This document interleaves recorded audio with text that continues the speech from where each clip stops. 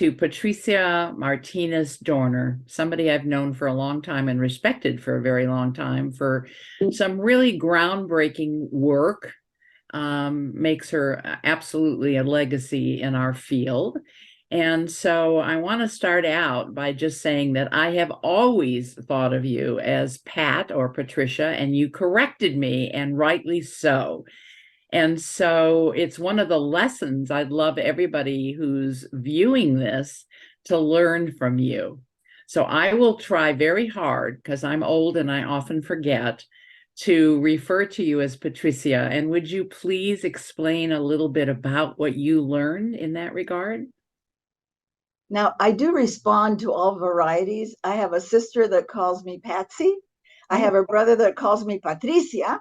Okay. And in my home, I was named Patricia. And it really became one of the areas that helped me understand the journey of adoption and the importance of names, because my name, the one I claim, is Patricia. And that's why I started using Patricia, so it wouldn't sound too, strange to ask people to pronounce it correctly. So, because I really claim the Patricia. And I find that there's sometimes our life journeys that help us understand the issues of those we work with. And this was one for me. Mm-hmm. So you would run into people where their names, whether it was a first name on their original birth certificate, understanding why they had that name, or understanding why they had the name with their adoptive family, that those were issues that you could really relate to. Well, and in working with people, especially over time in post-adoption and even before, I learned the importance of the original names. And for me, it was always a thrill to turn over that information to the people that I worked with and to provide their original birth certificates. It was just so impacting. The name, of course, for many people who have lived with adoption, often becomes combined with the names people live with or even changed. And for me, that was totally normal. Many years ago, because both my daughters entered into my life through the avenue of adoption, many years ago, I remember my younger daughter, who was probably 8 or 9 at the time, made a vertical list of all her names. And it was Jennifer, Helen, Dorner, Martinez, Nardea, Guzman, Millan, Santos. And I don't remember the exact order, but what she did was she included all the last names of all the families by birth and adoption. I loved it. I loved it because for me, it was a way she was claiming herself with all parts of herself. And it thrilled me. Where I find sadly that a lot of adoptive parents get so concerned about their children mentioning or including their birth relatives. For me, it was wonderful. I felt that it was a good way that my daughter was integrating herself even at that young age.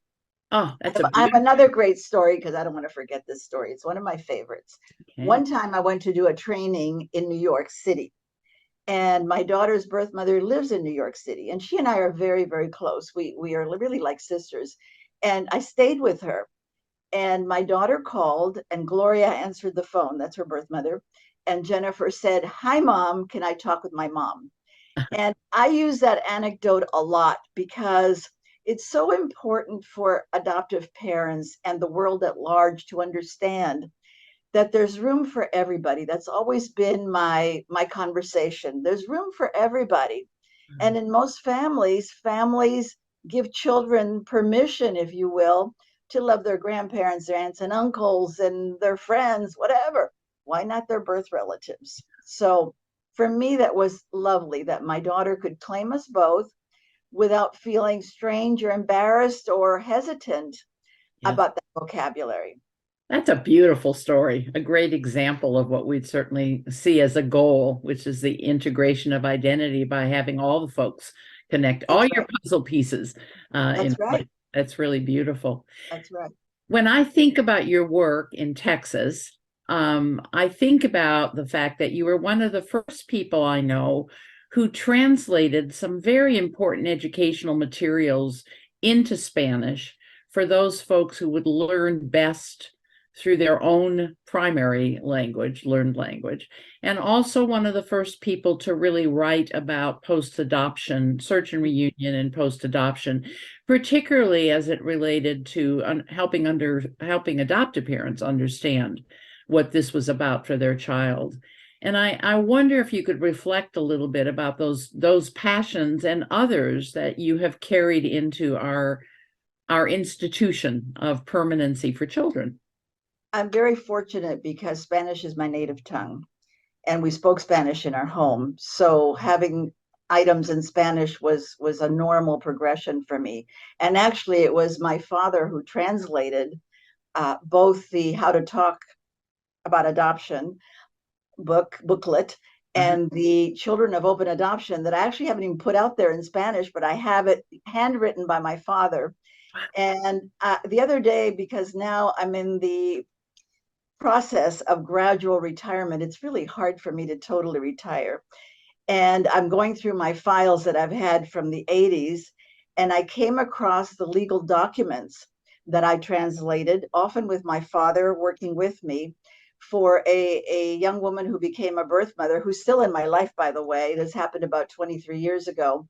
And the lawyer had done it in English, and the judge would not allow her to sign documents in English. Wow. So I was counseling her while she was pregnant, and then participated with her in going through the documents to read them and understand them and get them signed. And I was really tickled to go through those documents because at that time she didn't speak English. Now she does. And it was really important that she understand what she was signing. And I was very impressed that judge felt very emphatic about that. Yes, God bless that judge. I wonder how often that's taken into account in our courtrooms all over the country. Not very often, and I don't think. And it really requires some sensitivity to the realities that people must understand what they're signing. As a matter of fact, in that particular case, there was an issue about the birth father, and she was very concerned about the birth father taking over inappropriately. And I would not let her sign until after the child was born and the time had elapsed for her to be able to sign, and that the father's waiver time had passed as well. Because, not that I exclude fathers, I consider fathers extremely important, and I've worked with a huge number of birth fathers advocating for them. Yes. But in that particular situation, it was really critical that all the legal work be done properly and that everybody understand. The adoptive parents were not happy with me because they were in a hurry to get those things signed. I didn't care. It was important for her to know what she was doing and what the ramifications were, and I wasn't going to participate in anything that I thought was inappropriate. Your moral standing, your ethical values, which have come through in your work from the day that I became aware of you. Where do those come from? How did you come into this field with the kind of passion and understanding and roadmap in many ways that you have now not only traveled but laid out for others? I began in this work arena as a prospective adoptive parent, and then as an adoptive parent.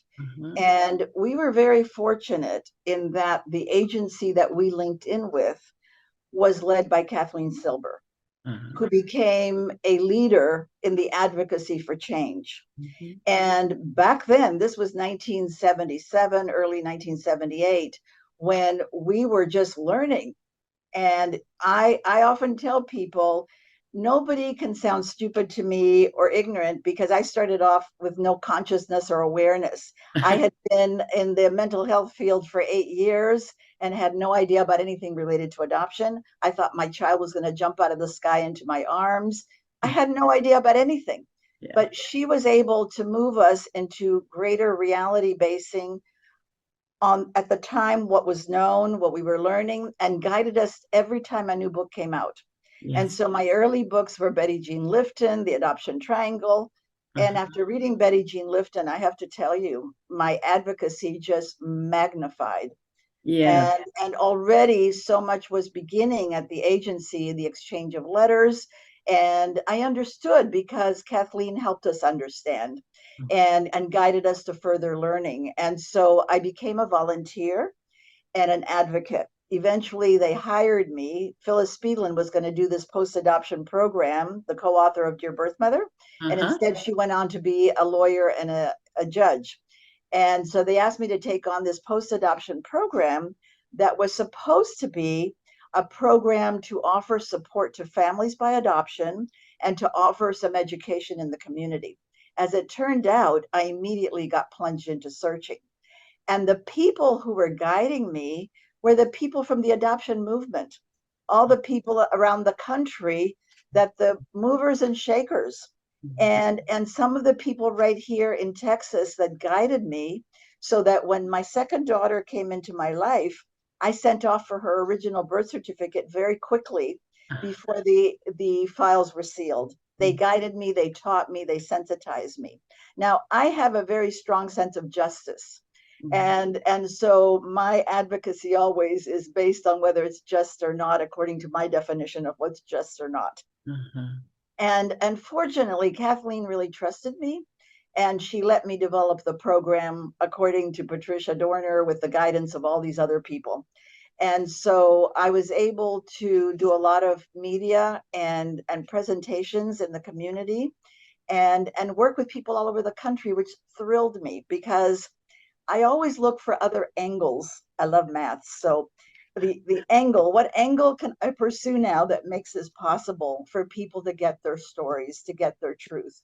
And I tried to share as much as I could, staying within the law, but doing what I thought was right.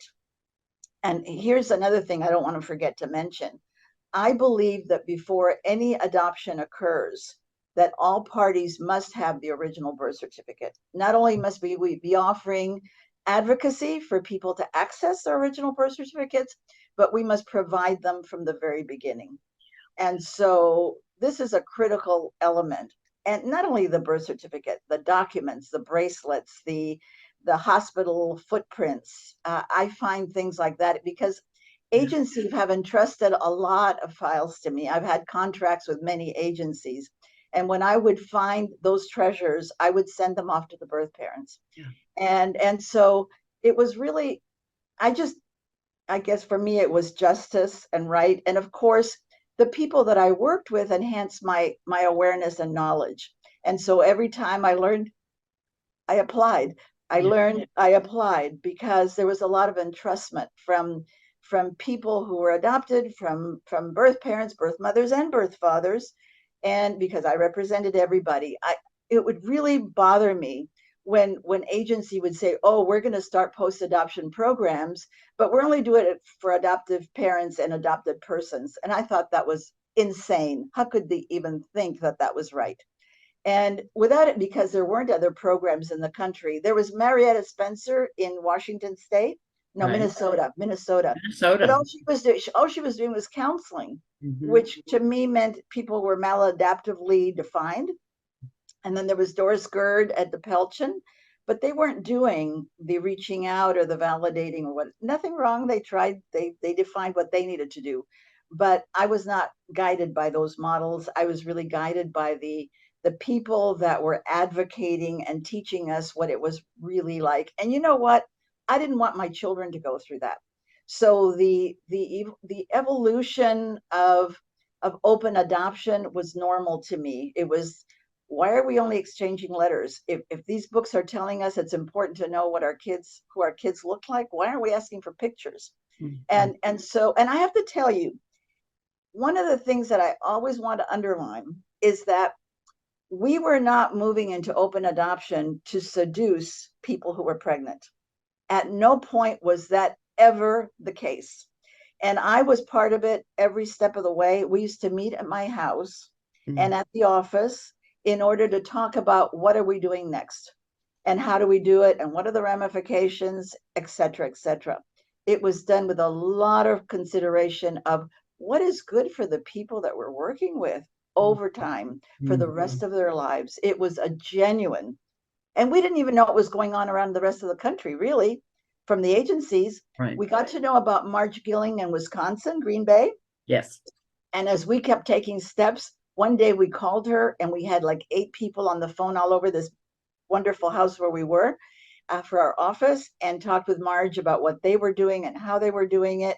And it was great because she was probably the first one that we didn't even know about Gritter or what you all were doing, but it was really trying to do true social work of Yes. what do our clients need, how do we get responsive, and how do we advocate externally. So we became advocates. I would go up to Austin to testify way back in the 80s. My program began in 1981. I became an adoptive parent in 1978. I was a volunteer with the agency before I worked for the agency, whereby I met women who were considering adoption and saw the anguish they were going through. Yeah. Yeah. Wow. Well, I think you pointed out a couple really important issues, which is one of the reasons I love doing this legacy series. And, one of them being that you were in Texas and the agency that you're referencing was in the San Francisco Bay Area. The importance of developing relationships and programs that connect really very different state and environments, and finding the truth. What's the truth, and what do we want to look for in the future, even if the places that we live are very different and have different Yes. cultures to address. The other thing that you really have underscored here is the importance of the people whose shoulders we stood on, all of us. And most of them are not here anymore. We can't, that's why this legacy series is so important to me, is let's capture who we still have, because the Betty Jean Liftons and the Barbara Trimatiers and all these folks are not here. Yes. And yet they influenced all of the good practice that we're looking at Yes. today. So thank you, because you've underscored my passion here in our discussion as well.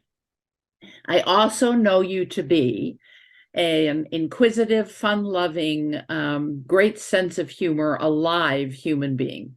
And so in this really hard work that you've been doing for such a long time, and I don't think any of us ever really retire, because our passion lives on.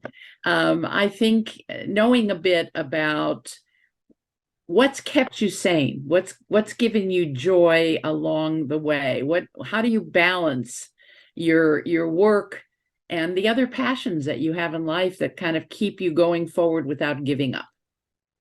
Well, I've been told that if I were any calmer, I'd be dead. So that helps.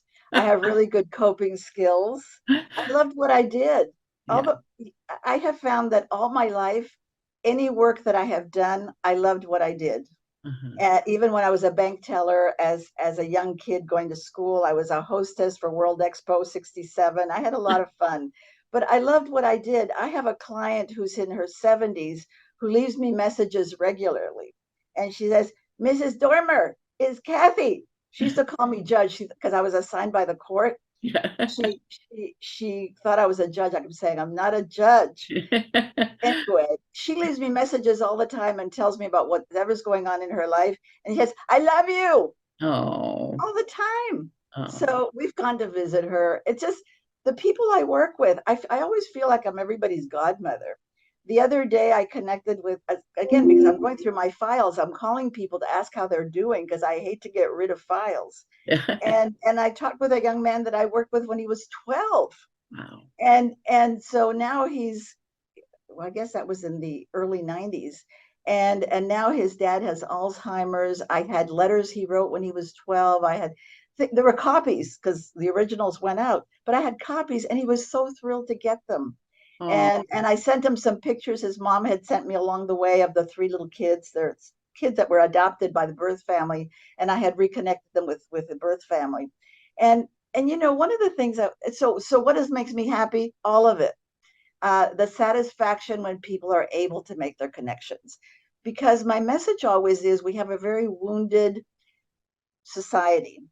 And every time somebody heals, we're making a difference in our universe. mm, And so when people aren't able to get their connections, and of course, DNA has changed all of that.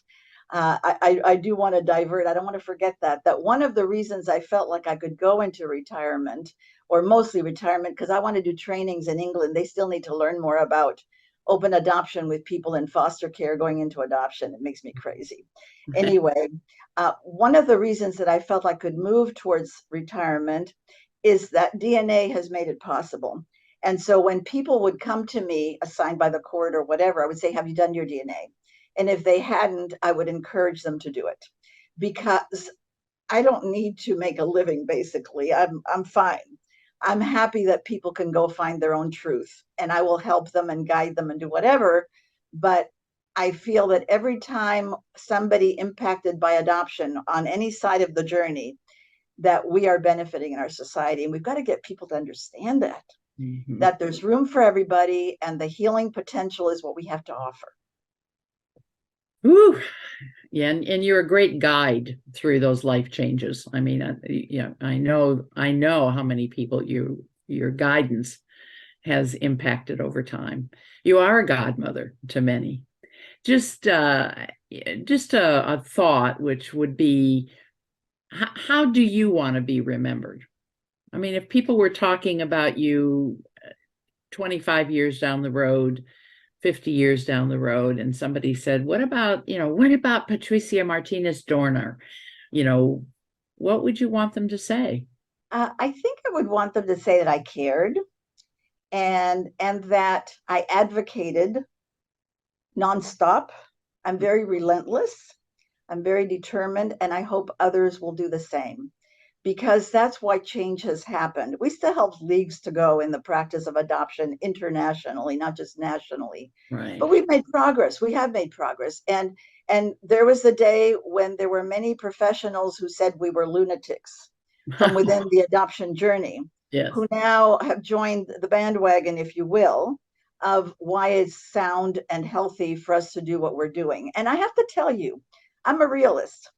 I always would tell the people I worked with that there was nothing they could say to me about the challenges they faced, because I faced them in our family, by my family by origin and our family by connections with adoption. I deal with everything everybody out there does, be it homelessness, jail, alcoholism, drug addiction, mental illness. You tell me, I've got it in my family, and I claim both sides of the family, and it comes from both sides of the family. So the reality is we are able to make relationships happen with consideration, with skill, with boundaries, with whatever the heck it is, because we're able to care about each other and consider each other important. And I'm living it. It's not just theory for me.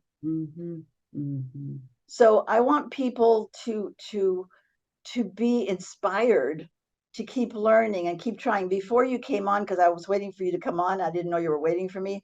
I'm listening to these free online conferences on brain trauma and just trauma of all sorts. I love all that. I like learning. I don't retain it all, but I like hearing it, and I send it out to everybody, whether they like it or not. People might get all these things. And so we all have to keep learning. We all have to try to help each other understand the huge complexities in the journey of adoption that affect us all. And most of all, that there's room for everybody. There is. That's beautiful. Any final thoughts, or will those serve as your final thoughts? I think I've said a lot. I'm just happy to be part of this. I hope that everything that you do, which is always so respected and honored and wonderful, I was thrilled when I heard what you were doing, that people really absorb what you are sharing, and it makes a difference in this practice that needs continued assessment and modification and improvement. Oh my goodness. And here's something else. I hope the day comes that we have all children born to ready parents, so that we no longer have the trauma of adoption for anybody. That's beautiful. Oh, say that again. You hope the day will come when all children are born to ready parents, ready, welcoming parents. And so I live with the realities that come from the opposite. And supported. You know, that feeling about needing a village. So many people are Absolutely. alone. Absolutely. Yeah. I'm in the middle of an adventure that's been challenging at a personal level, and I'm making connections with lots of wonderful people. But it's the result of lots of wounding in our society that we have to really tend to. Well, all I can say is I hope very much that your life in England gives you this incredible opportunity to take all of your knowledge, all of your passion, all the wisdom that you have, and that you get to infuse it into the systems there as you have here over so many years. And I want to thank you for that. Thank you. It's lovely to be with you, Sharon. You know, it's always wonderful to be with you. You know that.